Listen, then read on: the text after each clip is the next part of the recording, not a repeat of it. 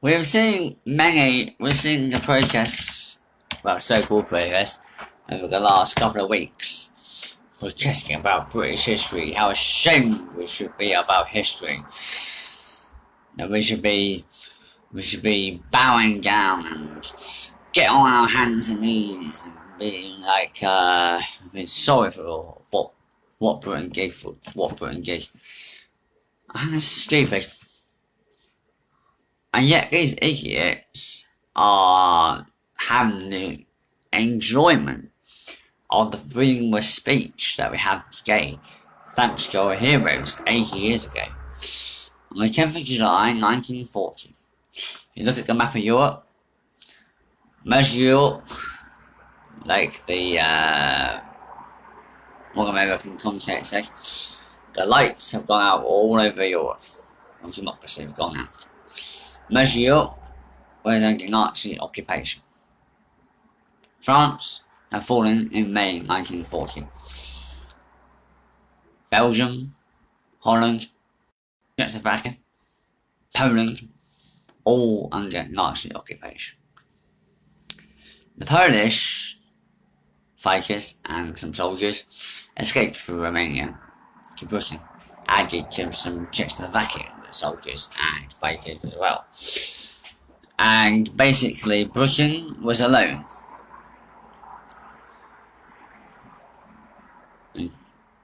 Operation Sea Lion commenced. The Luftwaffe, obviously the German Nazis, needed control of the air. They needed air supremacy over Britain. And it was thanks to a dozen pilots of all different nationalities who saved Britain from Nazi domination. And these idiots who are shouting and protesting, etc., and are defacing the Churchill statue, calling them bigot and racist, Churchill inspired the nation to fight on after the fall of France. And we owe these everyone who obviously fought in the Second World War, the civilians who sacrificed themselves, the armed forces, but especially to this day and this battle, the Battle of Britain. It's the 10th of July to the 31st of October, 1940.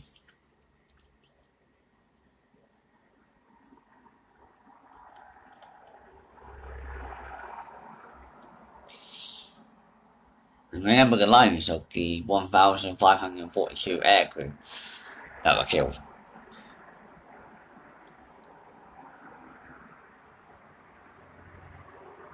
And had obviously the Nazis it's a very close call. The RAF were nearly destroyed and nearly ran out of fighters. Now at the last moment, Hitler switched to bombing cities instead. At the very last moment, Hitler decided to switch to bombing British cities.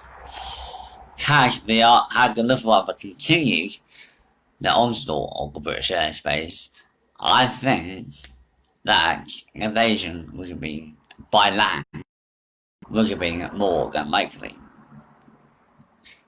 Because think about it, Britain was cut off, Britain was an island, and obviously Germany obviously had the Nazis obviously had far more far larger manpower base, and obviously its factories were overworking, and obviously they were more geared up to the war effort in 1940 than actually we were.